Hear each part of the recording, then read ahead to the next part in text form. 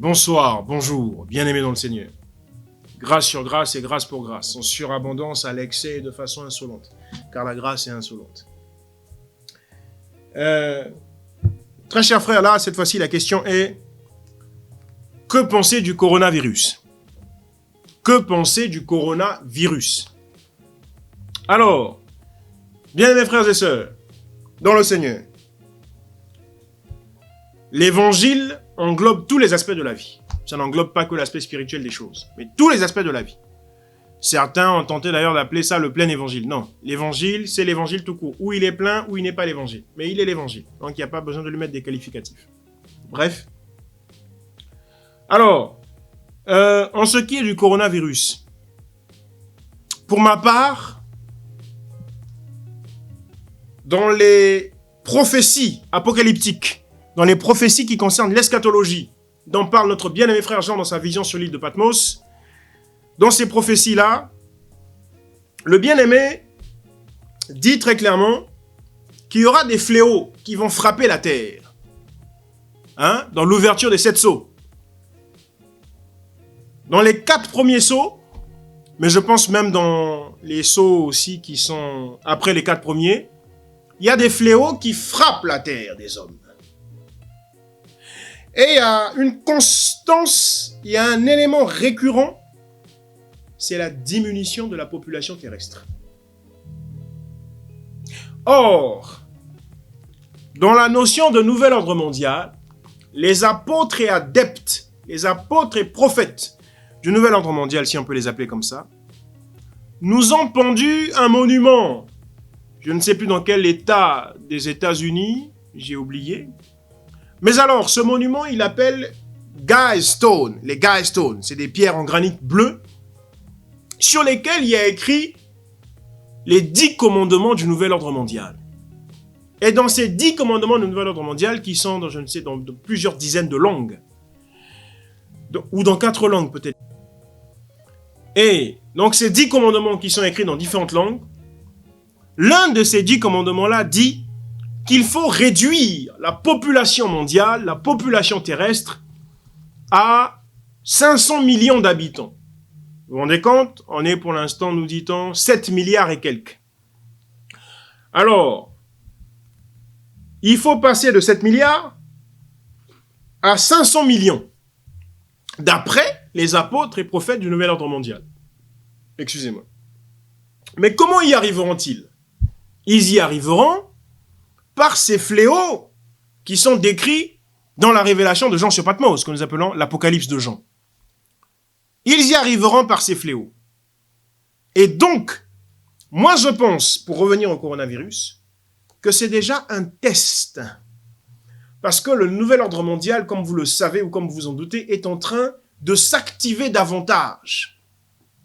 En ce qui concerne le pape, il va activer le côté spirituel, le côté religieux, le 14 mai.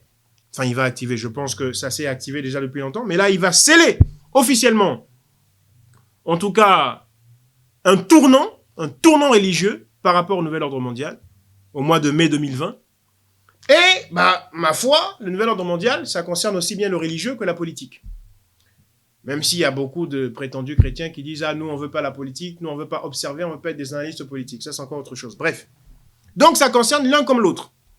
Je pense que ces gens-là ont commencé à entrer dans des phases d'expérimentation. Je pense que c'est un test, le coronavirus. Je pense qu'il a été provoqué, créé en laboratoire. On l'appelle maintenant Covid-19 ou je ne sais pas quoi. Apparemment, il ne faut plus l'appeler coronavirus.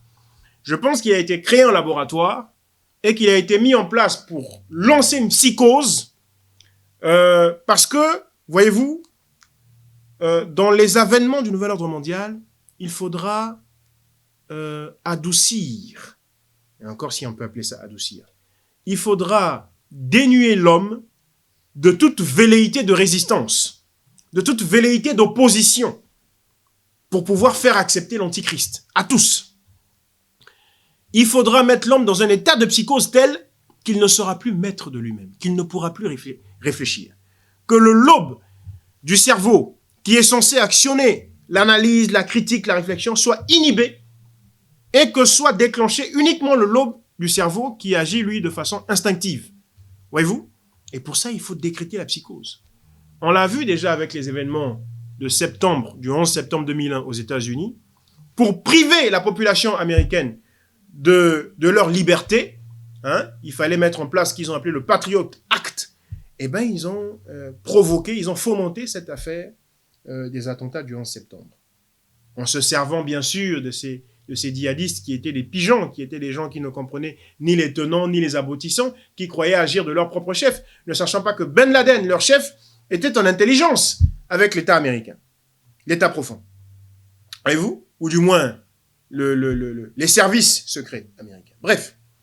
Donc là, le coronavirus, à mon avis, n'est autre qu'une création supplémentaire de ces gens-là en laboratoire, comme ils l'ont fait du sida, par exemple. À propos du sida, on a le témoignage d'une compatriote du Kenya, qui est décédée depuis, notre sœur du Kenya, notre compatriote, Wangari Maathai, qui d'ailleurs était prix Nobel de la paix 2004.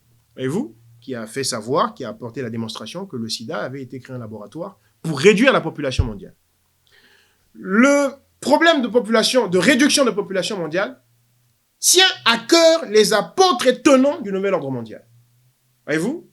Il y a plusieurs vidéos dans ce sens sur YouTube, quand vous tapez réduction mondiale, où on vous montre que des autorités politiques européennes, donc américaines, canadiennes et d'Europe en tant que telles, des autorités politiques européennes ont dit à maintes fois, dont un parmi eux, très célèbre, je crois que c'est un Anglais, c'était, je pense, le mari de la reine Elisabeth, qui avait dit: quand je vais mourir, si j'ai la possibilité de me réincarner à nouveau, je souhaiterais me réincarner en un virus qui va tuer un très grand nombre sur la Terre, qui va de manière très active et très efficace réduire la population terrestre.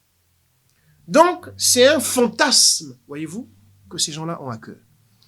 Maintenant, à mon avis, il est vrai que le coronavirus ne fait pas autant de morts que ça, mais à mon avis, c'est déjà une phase test pour voir ce que ça donnerait lorsqu'ils vont actionner les véritables virus, les véritables attaques chimiques et bactériologiques qui, elles, auront vraiment pour but de réduire la population mondiale et de voir comment les gens agiraient. Ça, c'est d'une part. D'autre part, je pense que ça a trait aussi avec l'aspect financier. Ils ont voulu affaiblir la Chine. Du coup, ça a commencé en Chine. Ils ont envoyé ça en Chine pour déstabiliser la Chine sur le plan financier et même politique. Avec les problèmes de la Chine et de Hong Kong, la Chine qui tient face à Hong Kong et qui ne veut pas accorder à Hong Kong une quelconque indépendance parce qu'elle considère que Hong Kong, c'est la Chine, tout simplement. Bref. Alors, ils ont voulu déstabiliser la Chine et c'était aussi un moyen de la punir, je pense, parce qu'elle a fait de l'espionnage informatique pour les États-Unis, la France et pour plusieurs autres pays. Donc, c'était un signal qui lui a été envoyé. Et en même temps, pour voir aussi comment les humains réagiraient. Là, par exemple, regardez en France. On nous dit les écoles seront fermées 2-3 semaines. Est-ce que vous voyez des gens contester? Est-ce que vous voyez des gens s'opposer? Non. Pourquoi? On est dans un état de psychose. On ne peut plus réfléchir.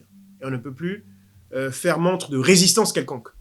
Donc, ils sont en train d'étudier tout cela de façon que lorsqu'ils mettront les vraies choses en place, ils veulent savoir à l'avance s'il y en a qui vont résister, s'il y en a qui vont tenir. Ils veulent savoir à l'avance si le moment est propice pour eux. Voilà. Donc, ce sont des phases test. C'est ce que je pense du coronavirus. Parce que je ne peux pas comprendre qu'on dit que c'est finalement bénin, dans le sens où bénin, toute proportion gardée, mais en tout cas, finalement, ça n'est pas plus dangereux qu'une grippe ordinaire, ça n'est pas plus dangereux qu'une grippe quelconque, mais que l'on exige des mesures de confinement, des mesures de restriction, des mesures drastiques, où on ferme les écoles, on interdit les rassemblements, on interdit ceci, on interdit cela. Je trouve ça étrange. Quand surtout, ceux qui mettent en place ces mesures drastiques nous disent par leur propre bouche que mais finalement, ça ne tue pas plus qu'une grippe. Mais si tel est le cas, est-ce que pour une grippe, on a pris ce genre de mesures? Alors, si ça ne tue pas plus qu'une grippe, pourquoi pour ça on prendrait ce genre de mesures? Voyez-vous? Donc, nous pensons que ce sont des phases tests. Tout ça est en lien avec l'avènement de l'Antichrist, avec l'avènement du nouvel ordre mondial.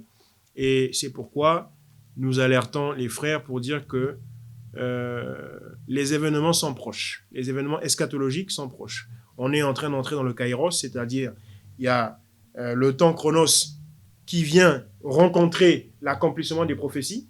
Alors nous disons, faites attention, que chacun demeure davantage dans le Seigneur, que chacun d'entre nous évite la distraction et que nous soyons éveillés en prière et dans l'étude de la parole et aussi des signes des temps. Le coronavirus est un signe des temps. Demeurez bénis, shalom.